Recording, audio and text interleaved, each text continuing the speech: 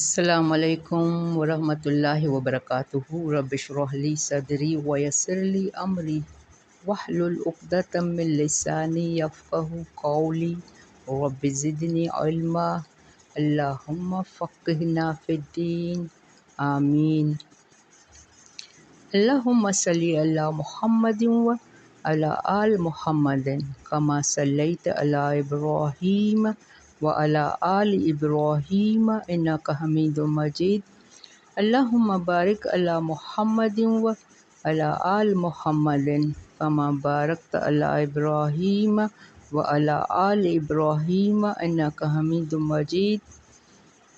حضرت عائشہ رضی اللہ فرماتی ہیں کہ نبی کریم صلی اللہ علیہ وآلہ وسلم نے فرمایا، انسان کی زندگی کا جو لمحہ اللہ کے ذکر کے بغیر گزرتا ہے، قیامت کے دن انسان کو اسی لمحے کے ضائع ہونے کا افسوس ہوگا کہ کاش میں اس لمحے میں بھی اللہ کا ذکر کرتا۔ اور یہ بھی بات آپ یاد رکھیں، صدقے دل سے اللہ اللہ یا صدقے دل سے لا الہ الا اللہ، لا الہ الا اللہ کا ذکر کا ارادہ کر لیں تو جو مصروفیت ہے وہ فراغت میں بدل جائے گی، یعنی وہ بھی آپ کا ذکر ہی رہا۔ آپ بھلے کھانا پکا رہے ہیں، جا رہے ہیں، راستے میں ہیں، سفر میں ہیں، کچھ بھی کام کر رہے ہیں گھر کے، آپ کے دل میں اللہ کا ذکر ہو، جو بھی ہلکے میں ہلکا لا الہ الا اللہ، بھلے آپ اللہ اللہ یعنی اللہ کی یاد دہانی، اللہ آپ کے ساتھ ہو، ورنہ شیطان آپ پر اٹیک کرتا ہے، وہ وسوسے ڈالتا ہے۔ بارک اللہ فی۔ آج ساری آیتیں اللہ توحید کی آئیں گی تو ہم اس کو اچھی طرح ایکسپلین کریں گے۔ پہلے تجوید اسٹارٹ کر رہے ہیں۔ آیت ہماری 162 سورۃ الانعام۔ اعوذ باللہ من الشیطان الرجیم، بسم اللہ الرحمن الرحیم۔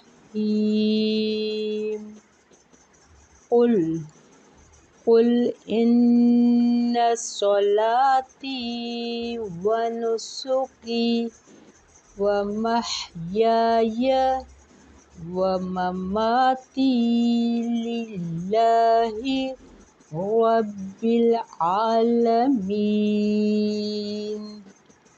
لا شریک لہ وبذلک امرت وانا اول المسلمین۔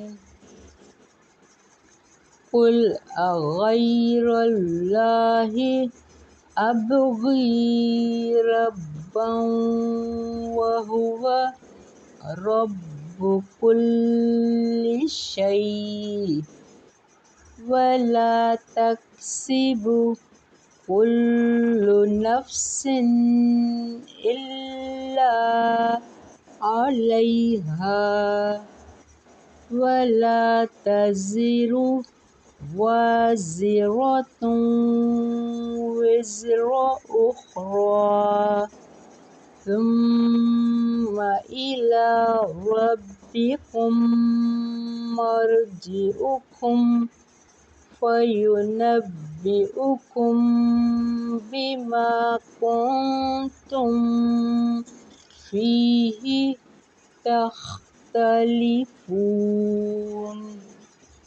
وهو الذي جعلكم خلائف الأرض ورفع بعضكم فوق بعض درجات ليبلوكم فيما آتاكم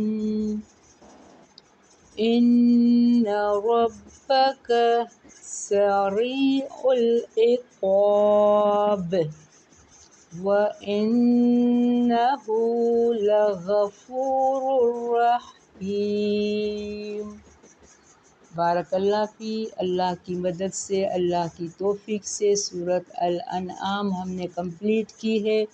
اس میں ہمیں بہت سارے احکام پڑھے، خاص طور پر حلال اور حرام کے، اور دوسرے خاص طور پر اللہ ایک ہے، وہ واحد ہے، اس کا کوئی شریک نہیں ہے۔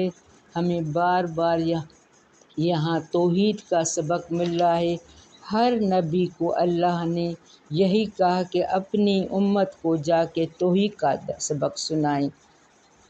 ہم نے آپ سے پہلے آپ صلی اللہ علیہ وآلہ وسلم کو خطاب ہے، یا کل کہہ دیجئے ان صلاتی و نسکی، آیت نمبر 162 میں قل ان صلاتی و نسکی کہہ دیجئے، آپ صلی اللہ علیہ وآلہ وسلم سے کہلوایا جا رہا ہے کہ ان کو بتائیے کہ میرا دین بھی وہی ہے جو دین ابراہیم ملت کا، اور ابراہیم علیہ السلام نے پوری امت جتنا کام کیا وہ سب کے باپ ہیں، سارے نبیوں کے، ساری امت کے، تو سب کا دین ابراہیم علیہ السلام کا دین ہے۔ تو آپ صلی اللہ علیہ وآلہ وسلم سے بھی یہی کہلوایا جا رہا ہے، قل ان صلاتی کہہ دیجئے بے شک میری نماز، و نسکی میری قربانی، اور عید کی قربانی میں بھی ہمارے لیے بہت بڑا سبق ہے۔ یہاں تو ہر قربانی کی بات ہے، میری قربانی، و محیای میرا جینا، و مماتی اور میرا مرنا، للہ رب العالمین اللہ کے لیے جو رب ہے تمام جہانوں کا، لا شریک لہ نہیں کوئی شریک اس کا۔ یہاں بالکل شرک کی نفی ہے اور توحید کا سبق ہے جو ہر نبی نے اپنی قوم کو دیا، سب کو یہی وحی کی کہ میرے سوا کوئی معبود نہیں، بس تم میری ہی عبادت کرو۔ یہ کس کا ہے؟ الانبیاء 25۔ چنانچہ نوح علیہ السلام نے بھی یہی اعلان فرمایا، وَأُمِرْتُ أَنْ أَكُونَ مِنَ الْمُسْلِمِينَ، سورۃ یونس 72۔ حضرت ابراہیم علیہ السلام کے بارے میں آتا ہے کہ جب اللہ تعالیٰ نے انہیں کہا کہ اسلم، فرمان بردار ہو جاؤ، تو انہوں نے فرمایا اسلمت لرب العالمین، البقرہ 131، میں رب العالمین کے لیے مسلمان یعنی فرمان بردار ہو گیا۔ حضرت ابراہیم علیہ السلام و یعقوب علیہ السلام نے اپنی اولاد کو وصیت فرمائی، فَلَا تَمُوتُنَّ إِلَّا وَأَنْتُمْ مُسْلِمُونَ، البقرہ 132، یعنی تمہیں موت اسلام پر آنی چاہیے۔ حضرت یوسف علیہ السلام نے دعا فرمائی، توفنی مسلمہ، سورۃ یوسف 101، مجھے اسلام کی حالت میں دنیا سے اٹھانا۔ حضرت موسیٰ علیہ السلام نے اپنی قوم سے کہا، فَعَلَيْهِ تَوَكَّلُوا إِن كُنتُم مُّسْلِمِينَ، یونس 84، اگر تم مسلمان ہو تو اسی اللہ پر بھروسہ کرو۔ حضرت عیسیٰ علیہ السلام کے حواریوں نے کہا، وَأَشْهِدْ بِأَنَّنَا مُسْلِمُونَ، المائدہ 111۔ اسی طرح اور بھی تمام انبیاء، ان کے مخلص پیروکاروں نے اسی اسلام کو اپنایا جس میں توحید الوحید کو بنیادی حیثیت حاصل تھی۔ گو بعض شرعی احکام ایک دوسرے سے مختلف ہے، یعنی ہر شریعت میں ہر نبی نے اپنی قوم کو کچھ احکام مختلف بھی تھے لیکن سبق ایک ہی تھا کہ ایک اللہ کی عبادت کرو۔ تو یہاں بھی یہی حکم دیا گیا ہے، للہ رب العالمین، اللہ کے لیے جو رب ہے تمام جہانوں کا، یعنی اور لا شریک لہ، اور نہیں کوئی شریک اس، وبذالک وامرت، اور اسی کا حکم دیا گیا ہوں میں، وانا اول المسلمین، اور میں سب سے پہلا ہوں مسلمانوں میں۔ یہ کس سے کہلوایا جا رہا ہے؟ آپ صلی اللہ علیہ وآلہ وسلم سے کہلوایا جا رہا ہے کہ ان کو بھی یہی پیغام دیجیے کہ تم سے پہلے تو میں ایمان لایا ہوں، میں اللہ کی عبادت کر رہا ہوں۔ سب سے پہلے جو آپ صلی اللہ علیہ وآلہ وسلم پر جب وحی اتری تھی تو آپ بازاروں میں چلتے پھرتے لا الہ الا اللہ، لا الہ، لوگو لا الہ الا اللہ کہو، تو ہمیں بھی اٹھتے بیٹھتے لا الہ الا اللہ کہنا چاہیے، یعنی اللہ ایک ہے، اس کے ساتھ کوئی شریک نہیں۔ قل اغیر اللہ ابغی، کہہ دیجئے کیا سوائے اللہ کے میں تلاش کروں، ربا وہو، کوئی رب حالانکہ وہ رب ہے۔ یہ ساری باتیں آپ صلی اللہ علیہ وآلہ وسلم سے کہلوائی جا رہی ہے ہمارے لیے۔ جب تک ہمارا ہر عمل اللہ کے لیے ہو جائے تو ایک نیکی میں 10 ملیں گے، کوئی ریاکاری نہ ہو، خالص سب کچھ اللہ کے لیے، ہمارا جینا، ہمارا مرنا، ہماری عبادت، ہمارا خلوص، ہماری دوستی بھی اللہ کے لیے، اللہ کے بندوں سے ہونی چاہیے، نہ کہ لالچ کے لیے۔ وَهُوَ رَبُّ كُلِّ شَيْءٍ، اور حالانکہ وہ رب ہے ہر چیز کا۔ وَلَا تَكْسِبُ، اور نہیں کماتا، كُلُّ نَفْسٍ، کوئی نفس، إِلَّا عَلَيْهَا، کوئی نفس مگر اسی پر وبال ہے۔ وَلَا تَزِرُّ وَازِرَةٌ وِزْرَ أُخْرَىٰ، اور نہیں بوجھ اٹھائے گی کوئی بوجھ اٹھانے والی بوجھ دوسرے کا، یعنی ہر ایک کا وبال اچھا ہو یا برا ہو اسی پہ جائے گا، کوئی کسی کا بوجھ نہیں اٹھائے گا کسی دوسرے کا، اور ہمیں اللہ کی طرف لوٹنا ہے۔ پھر وہ تمہیں بتائے گا تم کیا کر کے آئے ہو، کیا کرتے رہے، کیونکہ اللہ ہر پل ہمیں واچ کر رہا ہے۔ انہوں نے ہمارے لیے کرامن کاتبین ہمارے گردنوں پر بٹھا رکھے، وہ ہر پل ہماری نیکیاں اور برائیاں لکھتے رہے ہیں، اور دوسرے کچھ فرشتے ہماری حفاظت کے لیے بھی ہیں۔ تو اللہ نے کہا اگر کوئی آپ کے لیے برا کر رہا ہے تو اس کا وبال اسی کو پڑے گا۔ ہم دنیا میں یہی کہتے ہیں فلاں کی نظر لگی، وہ مجھے برداشت نہیں کرتا، وہ مجھے یہ کرتا ہے وہ کرتا ہے، تو اللہ نے ہمیں یہاں اس آیت کو انڈر لائن کر دے، وَلَا تَزِرُّ وَازِرَةٌ وِزْرَ أُخْرَىٰ، نہیں بوجھ اٹھائے گی کوئی بوجھ اٹھائے، بوجھ دوسرے کا، یعنی جس نے جو گناہ کیا ہے اسی کو اس کا بدلہ ملے گا۔ یعنی اللہ تعالیٰ عدل و انصاف کا پورا اہتمام فرمائے گا، جس نے اچھا یا برا جو کچھ کیا ہوگا اس کے مطابق جزا اور سزا دے گا، نیکی پر اچھی جزا اور بدی پر بری سزا دے گا، اور ہر ایک کا بوجھ دوسرے پر نہیں ڈالے گا۔ ہاں یہ بھی آپ ذہن میں رکھیں، اگر والدین گناہ گار ہیں تو اس کا حساب اولاد سے نہیں ہوگا، اگر اولاد گناہ گار ہے، دین پر نہیں ہے، والدین کی عزت نہیں کرے گی تو اولاد کو حساب دینا پڑے گا، بھلے کس کے والدین کتنے بھی نیک ہوں، اس کی اولاد کو اس کا کوئی اثر نہیں ہوگا، کوئی ثواب نہیں ملے گا۔ ثم الی ربکم، پھر وہ طرف اسی اپنے رب کے، مرجعکم، لوٹنا ہے تمہارا، فینبئکم، پھر وہ بتائے گا تمہیں، بما کنتم فیہ تختلفون، پھر وہ بتائے گا تمہیں جس میں تم اختلاف کرتے تھے۔ آج ہم اختلاف میں گھرے ہوئے ہیں، آج ہمیں پتہ نہیں چلتا، یعنی قیامت والے دن یہ سب اللہ یہاں ہم سب کچھ بتا کے کہہ رہا ہے کہ تمہارا لوٹنا میری طرف ہے۔ اللہ ہر پل ہمیں واچ کر رہا ہے۔ وَهُوَ الَّذِي جَعَلَكُمْ، اور وہی ہے جس نے بنایا تمہیں جانشین خلائف الارض، زمین کا، یعنی تمہیں زمین میں اتھارٹی دیے۔ یہ کس کی طرف اشارہ ہے؟ حکمرانوں کی طرف۔ اگر اللہ نے تمہیں یہاں دوسری قوم کو فنا کر کے تمہیں یہاں لے آیا ہے، قوم یا حکمران اتھارٹی دیے، اور وَرَفَعَ بَعْضَكُمْ فَوْقَ بَعْضٍ، اور بلند کیا تمہارے بعض کو اوپر بعض کے، درجات میں، دنیا میں اس نے ہمیں اتھارٹی دی ہے، کسی کو گورا کسی کو کالا، کسی کو امیر کسی کو غریب، کسی کو دیندار کسی کو دھوکے باز، یہ فرق اللہ نے رکھا ہے۔ اللہ نے ہمیں چوائس دی ہے، سب کچھ حق سچ دکھا کے، اب تمہیں لیبلوکم ایکم احسن عملا، اب تمہیں چوائس دی ہے کہ تم میں سے کون اچھے عمل کرتا ہے۔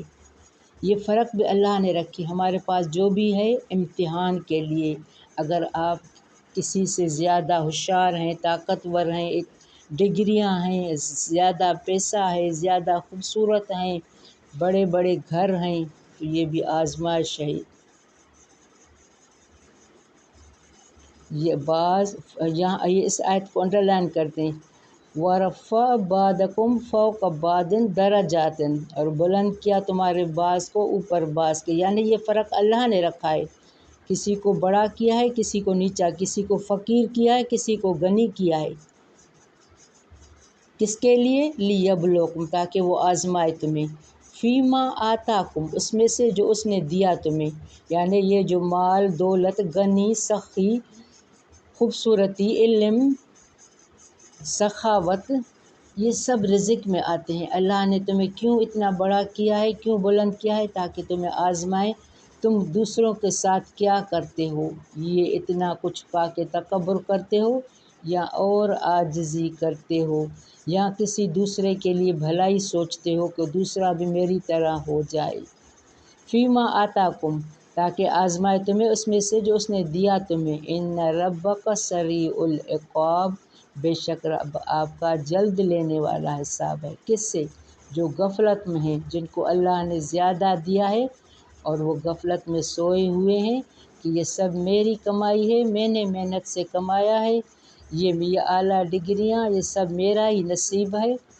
تو اللہ کہہ رہا ہے دوسرے کم لوگوں پر بھی نظر رکھو، اگر میں نے تمہیں زیادہ دیا ہے تو اس کے نشے میں جو غفلت میں ہے، ان ربک سریع العقاب، بے شک رب آپ کا جلد لینے والا ہے، سزا دینے والا ہے، جلد دینے والا ہے سزا، عقاب۔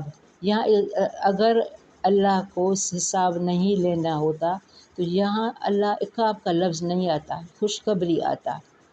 تو اللہ نے اوپر بتایا ہے کہ بعض کے درجے بعض کے اوپر کیے ہیں، کسی کو زیادہ دیا ہے، تو اگر تم ان میں اللہ کے احسان مند نہیں رہو گے، تکبر کرو گے، اپنی بڑائی کرو گے، تو اللہ جلد حساب لینے، وَإِنَّهُ لَغَفُورٌ الرحیم، یعنی فقر و غنا، علم و جہل، صحت اور بیماری، جس کو جو کچھ دیا اس میں اس کی آزمائش ہے۔ تو ابھی ہم سب کے لیے اس میں ہے، ہم نے سورۃ انعام کمپلیٹ کی، اس میں بہت سے احکام سنے اور آخر میں یہی سب لفظ آیا ہے۔ ایک آیت آئی ہے، اِنَّهُ لَغَفُورٌ الرحیم، بے شک البتہ بہت بخشنے والا ہے، بہت رحم کرنے والا ہے۔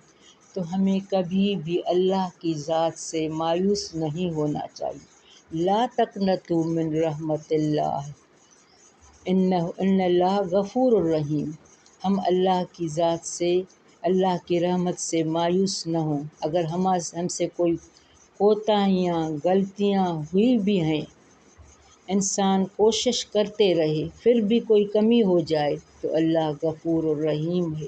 یہ بھی بات ذہن میں ہمیشہ رکھیں، اللہ صرف سزا نہیں دیتا، اللہ غفور الرحیم، معاف بھی کرتا ہے۔ یہ دیکھو دونوں آیتیں ساتھ ہیں، ان ربک سریع العقاب، بے شک رب آپ کا جلد دینے والا ہے سزا، اور فوراً بعد آئے انہ لغفور الرحیم، بے شک وہ البتہ بہت بخشنے والا بھی ہے، رحم کرنے والا بھی ہے۔ تو اللہ کی ذات سے کبھی مایوس نہ ہو، توبہ استغفار کرتے رہیں اور ذکر اپنا اور بڑھائیں ہر وقت۔ بارک اللہ فی، ربنا تقبل منا انک انت السمیع العلیم وتب علینا انک انت التواب الرحیم۔ السلام علیکم ورحمۃ اللہ وبرکاتہ۔